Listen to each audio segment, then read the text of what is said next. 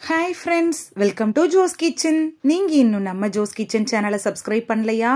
சட்டுன்னு சப்ஸ்கிரைப் பண்ணிட்டு லைக் பட்டனை தட்டி விட்டுட்டு வாங்க வீடியோக்குள்ளார போகலாம். வெறும் பிரியாணில மசாலா பொருளாகவே சேர்க்கப்படக்கூடிய அன்னாசி பூவினுடைய அருமை சிலருக்கு தெரியாமலே போயிருது. அன்னாசி பூல என்னென்ன நன்மைகள் இருக்குன்னு தெரியணுமா? அப்ப வீடியோவை ஸ்கிப் பண்ணாம பாருங்க ஃப்ரெண்ட்ஸ்.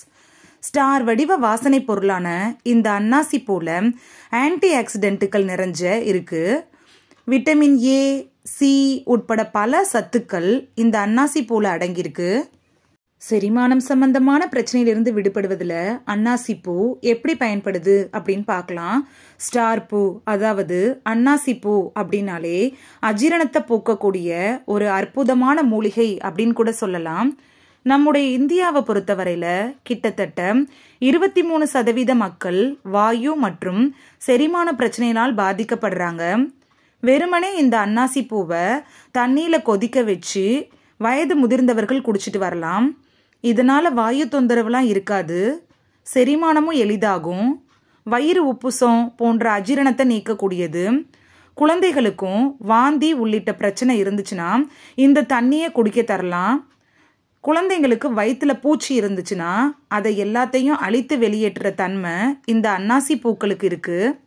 சளி தொல்லையிலிருந்து விடுபடுவதற்கு அன்னாசி பூ எப்படி பயன்படுது அப்படின்னு பார்க்கலாம்.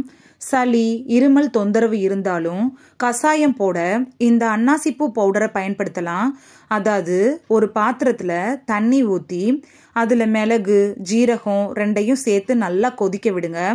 நல்லா கொதி வந்ததுக்கு அப்புறம் அதோடையே இந்த அன்னாசி பூ பவுடரையும் 1/2 ஸ்பூன் கலந்து வடிகட்டி தேன் சேர்த்து காலை மாலைன்னு குடிச்சிட்டு வந்தீங்கன்னா சளி, காய்ச்சல், இருமல் எல்லாமே கட்டுக்கு வந்துடும்.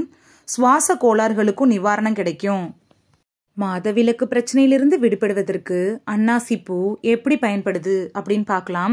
பெண்களுக்கு ஏற்படக்கூடிய மாதவிலக்கு கோளாறுகளை சரி செய்யற தன்மை இந்த அன்னாசி பூக்களுக்கு இருக்கு. முறையற்ற மாதவிலக்க சரி செஞ்சு மாதவிலக்க தூண்டி முறைப்படுத்தக்கூடியது. இதுக்கான மருந்தை நம்ம வீட்டிலே தயாரிக்கலாம். அது எப்படின்னு சட்டுன்னு பார்த்துட்டு வந்துடலாம் வாங்க. அன்னாசி பூவை வறுத்து பொடி செஞ்சு வச்சுக்கோங்க. ஒரு பாத்திரத்துல தண்ணி ஊற்றி 1 ஸ்பூன் பனை வெல்லம், 1/2 ஸ்பூன் அன்னாசி பூ பவுடர், 1/4 ஸ்பூன் பெருங்காயத்தை சேர்த்து நல்லா கொதிக்க வச்சு வடிகட்டி தினமும் காலையில குடிச்சிட்டு வந்தீங்கனாலே போதும், சீரான மாதவிடாய் ஏற்படும்.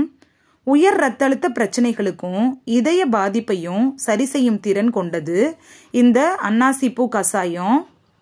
அதே போல தாய்ப்பாலை பெருக்கக்கூடியது இந்த அன்னாசி பூக்கள். புற்றுநோயை உண்டாக்கும் நச்சுக்களையும் வெளியேற்றும். இந்த அன்னாசி பூல கலோரிகள் மிகவும் குறைவு அப்படிங்கிறதுனால உடல் எடையை குறைக்கணும் அப்படின்னு நினைக்கிறவங்களுக்கு இந்த அன்னாசி பூ ரொம்ப யூஸ்ஃபுல்லா இருக்கும். சரும அலர்ஜிக்கு இந்த அன்னாசி பூ எப்படி பயன்படுது அப்படின்னு பார்க்கலாம். அன்னாசி பூல எண்ணெய் செய்யறாங்க. இந்த எண்ணெயை சரும அலர்ஜிக்கு பயன்படுத்தலாம்.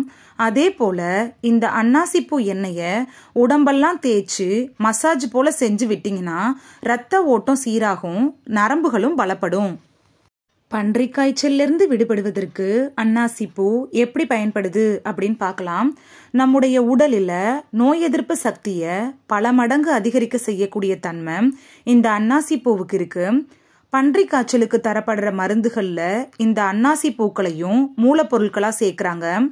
இந்த அன்னாசி பூவை வறுத்து பவுடர் போல செஞ்சு வச்சுக்கிட்டிங்கன்னா சில உடல்நல கோளாறுகளை குணப்படுத்த பயன்படுத்திக்கலாம்.